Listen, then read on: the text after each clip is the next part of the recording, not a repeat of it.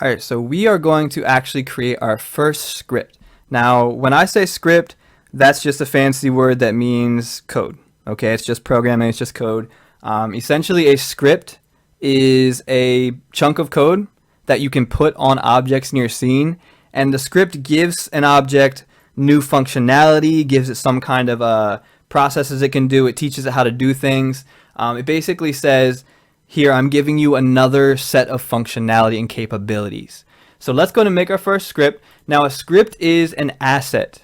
If you remember what we talked about briefly with the project window holds assets. Now, the hierarchy just shows the objects in that scene.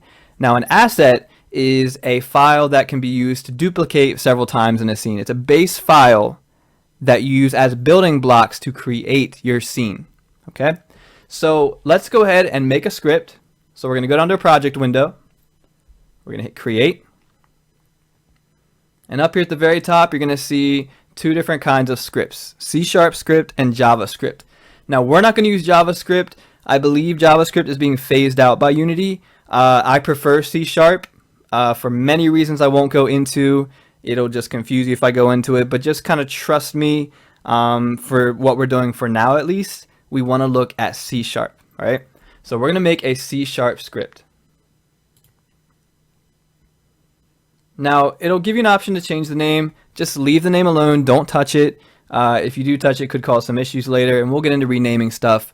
But right now, just leave the name how it is. Just click out of it.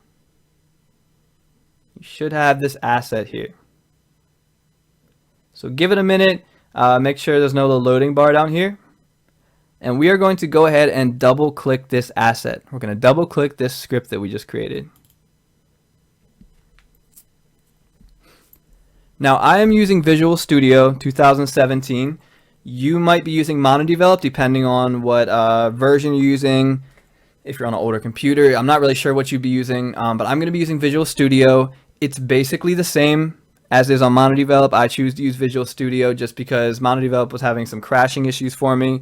So I just said, let me go ahead and use Visual Studio. I believe now if you install Unity past, I think it was like earlier this year, 2017, I believe it'll install Visual Studio by default. You can change which code editing software you want to use.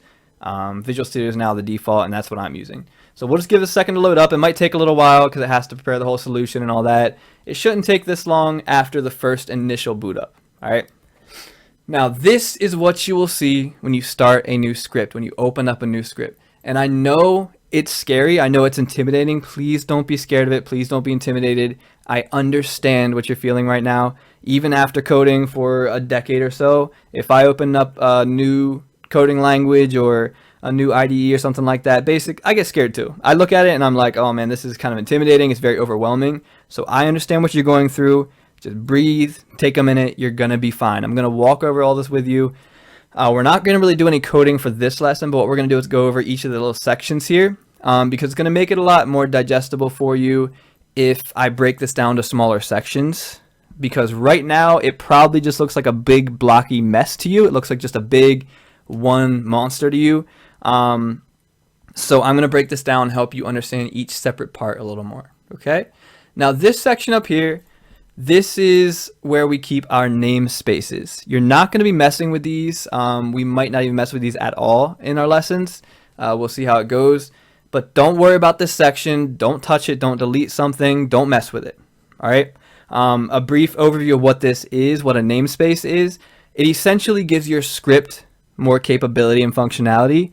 So without this using Unity Engine, a lot of the stuff that you need for pretty much all scripts you're going to write won't work if I don't have this, okay? These things have a lot of basic system functions. Some things will not work if you don't have this here.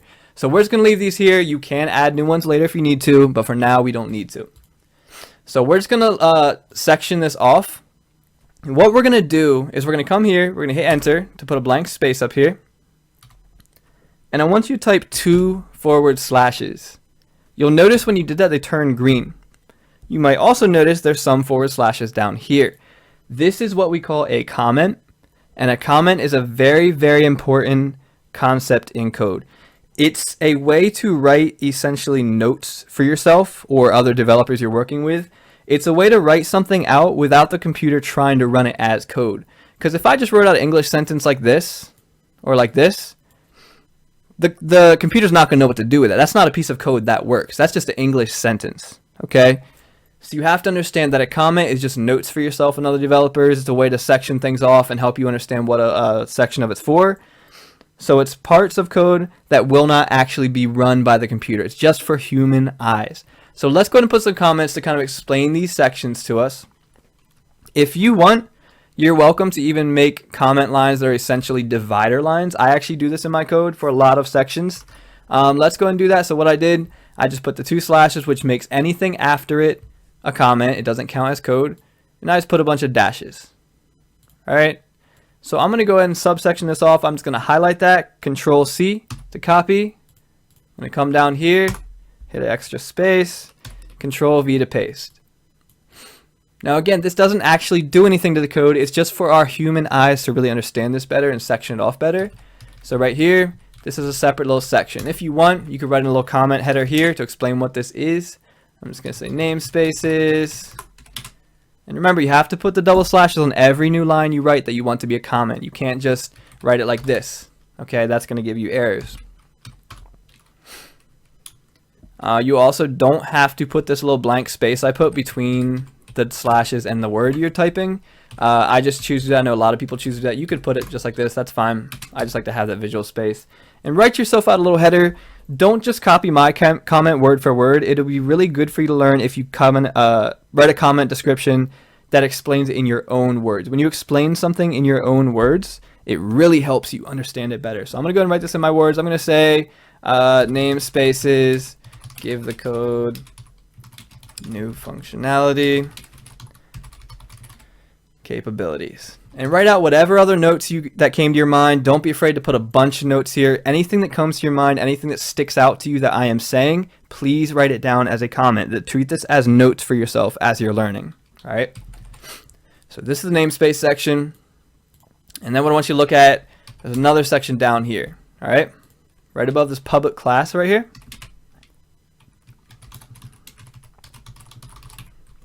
And if you want, you can also put divider lines for this. Again, I'm just copying and pasting these lines. Nothing special about these lines. This is just a visual thing for human eyes, all right? So I'm going to put one here, and I'm going to put one down here. So this is another section. This is kind of the other section of the code, all right? So this is a pretty scary line. There's a lot going on here. So let's kind of break this down. Public is something we'll get into later when we start doing variables. Public essentially says, hey, this is something that's visible to other scripts. It's visible outside of this script. It's visible in the editor. Public says this is a publicly available thing, and this thing just happens to be a class. Now, a class is essentially the script itself. Just for the beginner stuff that we're doing right now, we're learning this. I want you to think of a class synonymously with the script. All right, it's just the whole chunk of the code. This is where all the actual actions are going to happen in the code. This is where the meat of our code is going to be. All right, so let me go and write this stuff out.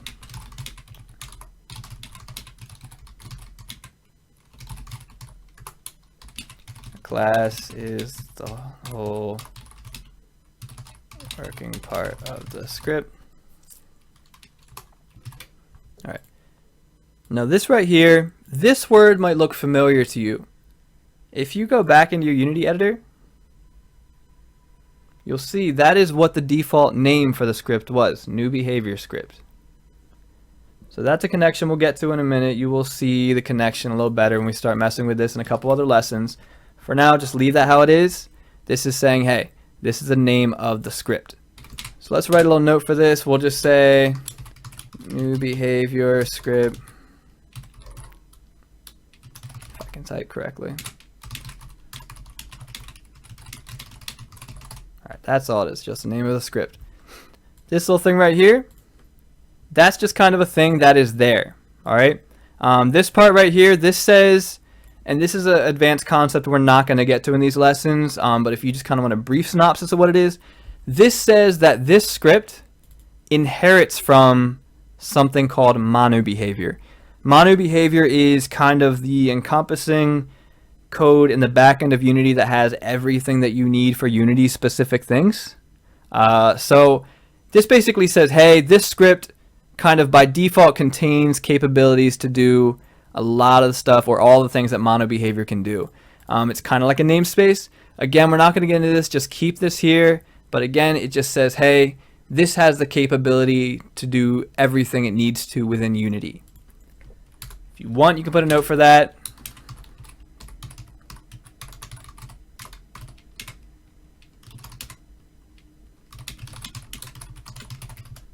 All right. Now this right here, this is a very, very important symbol. And I want you to pay very close attention to this because I can tell you from my years of teaching, this is the one thing that really screws students up more than anything else. And it's kind of surprising because like it's just a little symbol. What's the big deal? It's very important. For whatever reason, I haven't quite figured it out. Students and new people programming really struggle with these braces. All right. I'm not sure what the proper term for them is. I call them curly braces, so that's what I'm going to refer to them as. Now, you might notice there's one here. You might have noticed if I click that or click to the left of it, it highlights this other one down here in blue. And you can see it's not highlighted when I'm not clicked next to that. All right.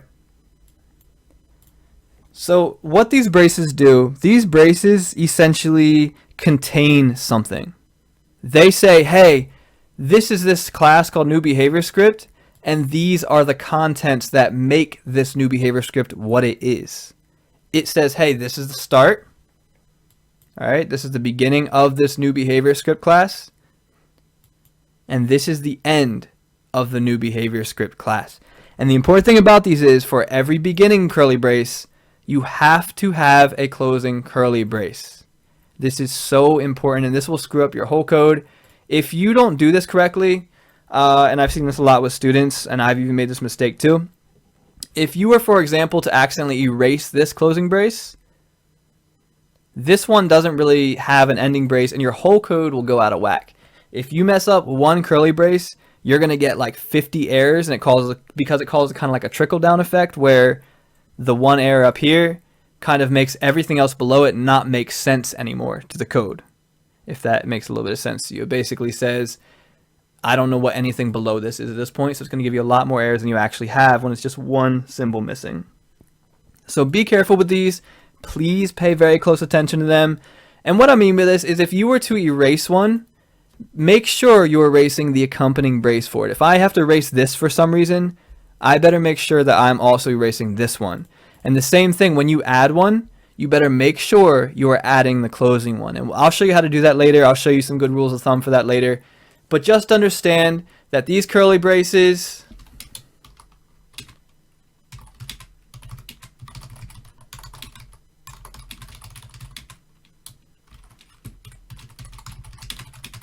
all right, it's just the beginning and the end of something. And these just happen to be for the entire script itself, or the entire class itself. You'll notice there's some down here, and we'll get to these in a minute. But just know that that's how they work, beginning and the end. All right, so we kind of know what this is for. We understand that this whole block of code, everything that's highlighted here, is the new behavior script. Everything you see highlighted here from the beginning of the brace to the end of the brace, this is the new behavior script class. All right. So what you'll see is there's two other kind of little subsections within the class. There's this thing called start. And again, we see an opening brace and a closing brace. So that means it is one thing. It's just on multiple lines. It's essentially one object spread across multiple lines. We have this thing called void start. And we have this thing called void update. And again, they have opening, closing brace. This is the opening one for start. This is the closing one for start. This is the opening for update. This is the closing one for update. And you might say, okay, well, what's this one? This is the closing one for the entire class, right?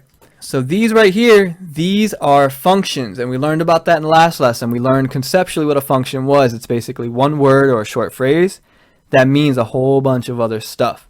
So by default, there's a start function and an update function. And you will see instead of function, they write the word void. And this is something that's, again, kind of like with the namespace. It's kind of like with this inheritance here. It's really hard to explain why this is called void without getting into a lot of advanced stuff, and I don't want to overwhelm you and confuse you. For now, all you really have to know is that void means I am making a function. It just means I'm making a function and it's called start. If you want to make a note of that, go ahead.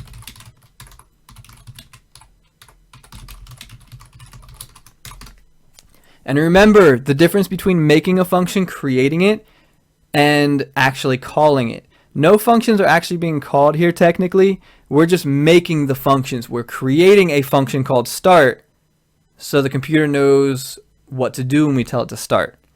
We're creating a function called update so the computer knows what to do when we tell it to update. Okay, so void just means we're making a function.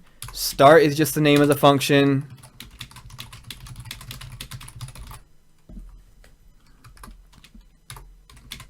The braces hold it together.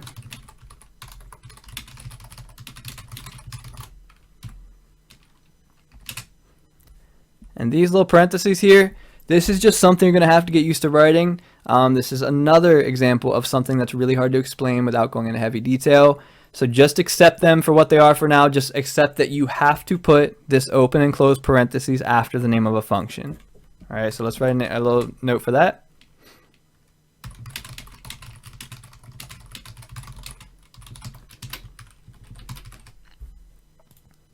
Great. So that's kind of the basic layout for a script. What I want you to do to make sure you don't mess something up, I get my students to do this and it really does seem to help them. I want you to come below the closing brace for update. I want you to hit enter like 1 or 2 times. And make sure you are above the closing brace for the class. So we're on this one right here. I want you to put a divider line there as well. I'm just going to copy this one, paste it here. If it's indented over, just go ahead and backspace that. I want you to make sure you do not touch this brace, because I know what I see is a lot of students will accidentally erase this brace when they're doing other stuff. Maybe they're deleting a function. I don't know, but for whatever reason, they delete this thing a lot and it really screws up their code. So we can just write a note and write whatever you want for that, whatever makes sense to you, so that you don't touch this brace. We're never going to touch this in any scenario, really. With the scope of the stuff we're doing right now, we are never going to need to touch this. All right. So this is a whole section here.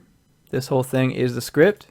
It just comes with these 2 default functions, and you can delete these, but we're just going to keep them here because we're going to use them in the next lesson. All right, so now that we kind of have a basic understanding of the layout of a script, the next lesson we will actually make something happen with the script.